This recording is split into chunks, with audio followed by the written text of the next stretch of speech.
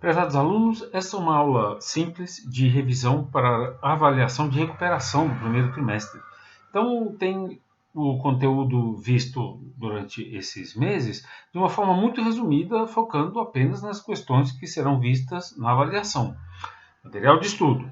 Então, começo aqui meu arquivo com a capa da nossa introdução nesse nivelamento, que é justamente o neoclassicismo e o romantismo, que corresponde ao capítulo 14 de nosso livro, do qual aqui já estou destacando algumas questões que estarão sendo focadas na prova, certo? Então, para vocês estudarem, os arquivos já estão no AVA, na sequência didática do nivelamento, mas vou ler aqui rapidamente esses aspectos que estão mais destacados, que são aspectos ligados um pouco à sociologia, ao momento histórico, à contextualização desse movimento, certo?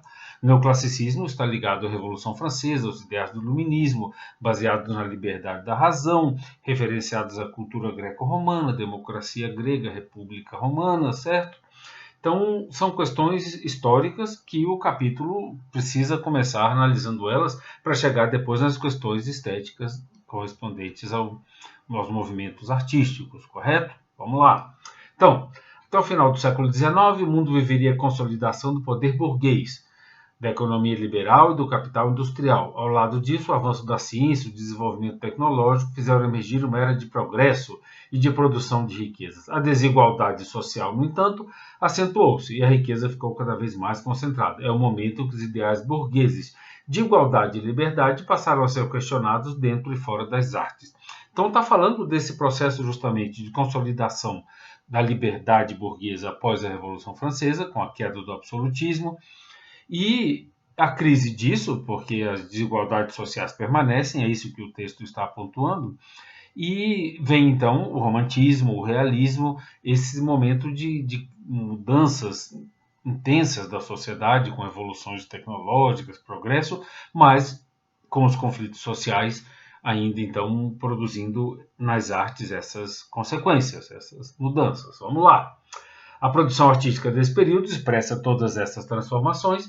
Desde as últimas décadas do século XVIII até o final do século XIX, novas tendências estéticas surgiram e se consolidaram. Então, é disso que estamos falando. Outro parágrafo importante que também estará pontuado na avaliação.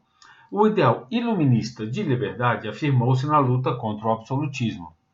O poder dos governantes foi limitado por leis e o Estado teve de reconhecer a igualdade entre todos os seres humanos. A burguesia industrial e mercantil passou a combater o controle do Estado sobre as atividades econômicas e comerciais, a burguesia buscando sua liberdade econômica e política, e artística, e filosófica, em todos os aspectos da vida, defendendo o livre mercado. Com a chegada da burguesia ao poder, tornou-se predominante a concepção de que os seres humanos nascem livres e com igual capacidade de pensar e decidir sobre o próprio destino.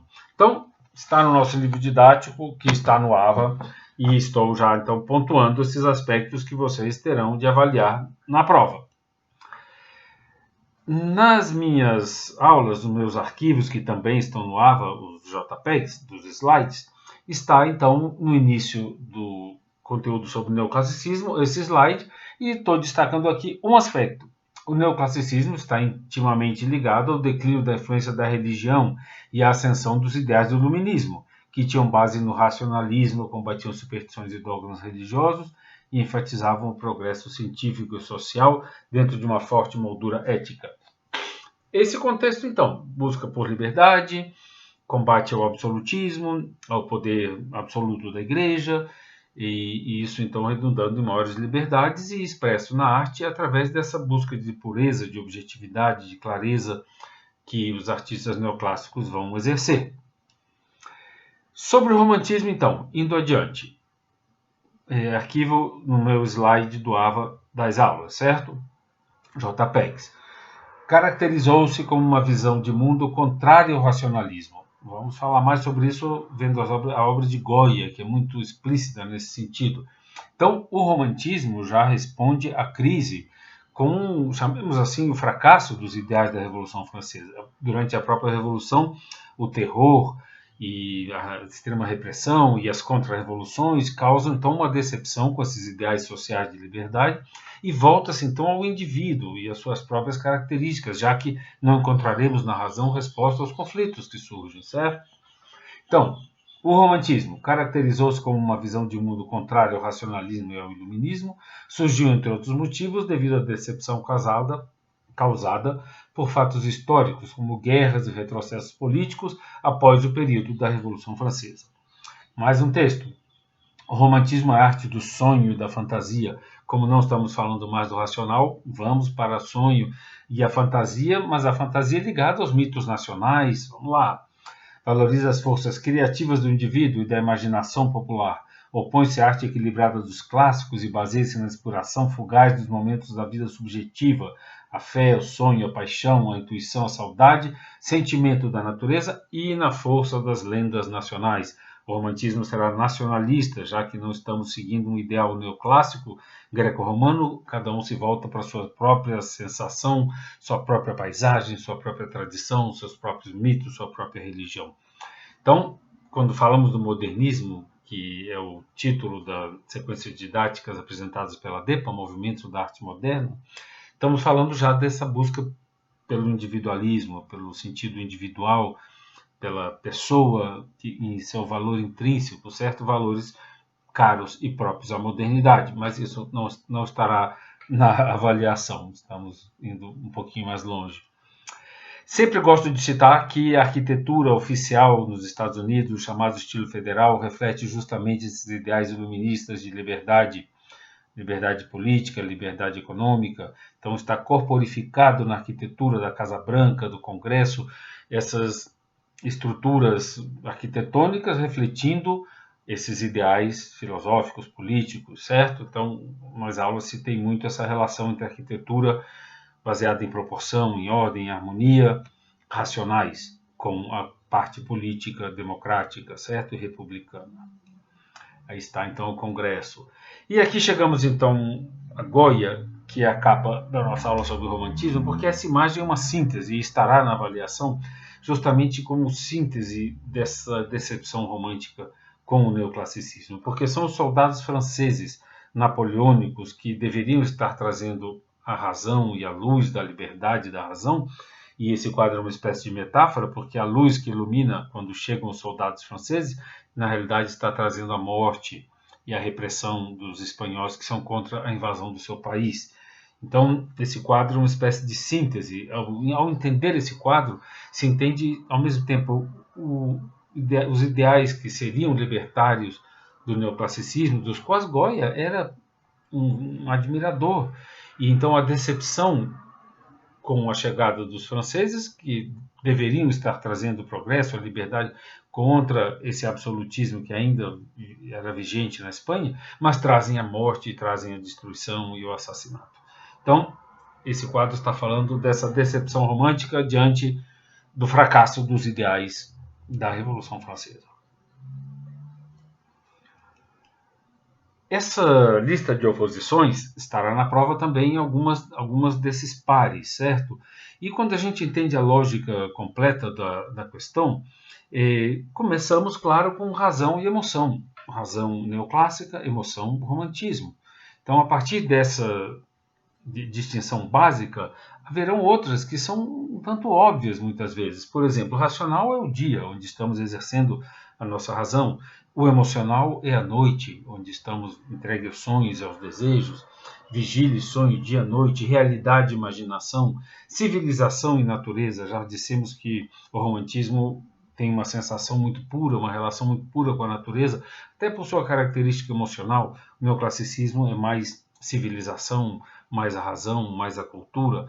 Então, cultura e naturezas é outra oposição. Sobriedade do neoclassicismo, com sua ordem, e exaltação no romantismo, com sua emotividade.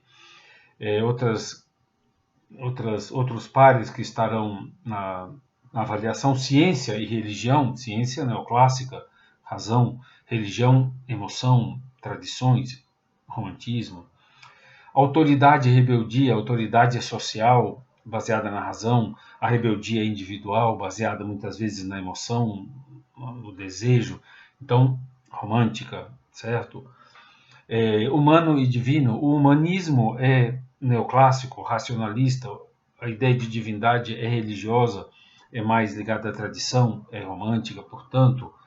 Então, esses conceitos estarão na avaliação de recuperação, mas chamo a atenção a vocês para atentarem ao mais básico deles, que gera toda a compreensão dos outros, racional e emocional. A partir daí derivam todos as outras oposições. Fechando então, neoclássico e romântico, vamos como viemos para o Brasil e analisamos esse mesmo processo aqui com a chegada da Academia Francesa, que é neoclássica, a nossa Academia, que é romântica, a criação dos franceses, porém deriva para o romantismo, e finalmente o realismo, com Almeida Júnior, certo? Então, é o mesmo processo, avançamos um pouco mais, porque vimos na Europa neoclássico e romântico, mas chegamos na nossa Academia até o realismo de Almeida Júnior. Vamos a isso. Então, estará na prova, referência neoclássica, óbvia, a fachada da academia, na época chamada Escola Real de Ciências, Artes e Ofícios, de Dom João VI ainda.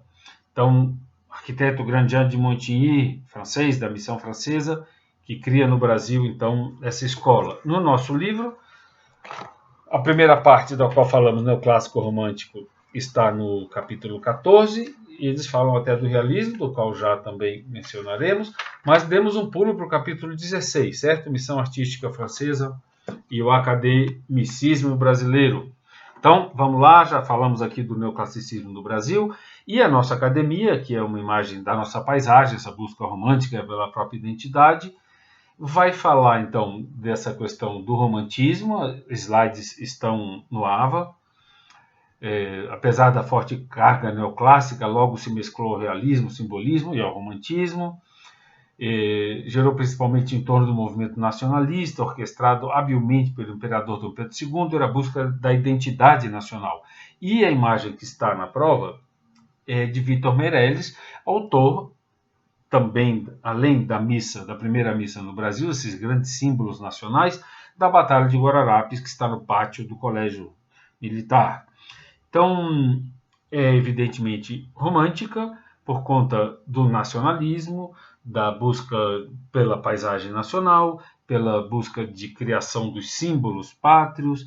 Não estamos mais falando de Grécia nem de Roma, certo? Então, se começamos com a fachada neoclássica da academia, aqui já estamos no romantismo de Vitor Meirelles. E em seguida, então, Almeida Júnior também estudou com esses franceses, também cria. Aliás, Almeida Júnior estudou com Vitor Meirelles e com Pedro Américo. Então, já são várias gerações a partir desses mestres franceses. E Almeida Júnior, então, vai também para a Europa, estuda, mas lá já entra em contato com o realismo, já vamos falar dele, dos franceses. Então, quando vem ao Brasil, será um representante já não mais do romantismo, que vai buscar essa criação idealizada da primeira missa, dos grandes símbolos nacionais, mas bota o pé no chão e, em função dessas questões sociais das quais já falamos no início desta aula, vai retratar então a situação de pobreza e o cotidiano e a simplicidade não idealizada da nossa vida nacional, da vida do país, certo? Então essa é a imagem que estará também na avaliação, fazendo justamente essa passagem, neoclássico, romântico, realista.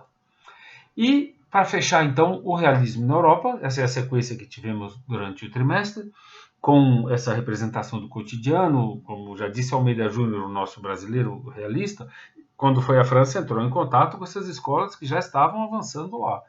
Então, esse é o capítulo, ainda o capítulo 14, que no seu final vai falar sobre o realismo, certo?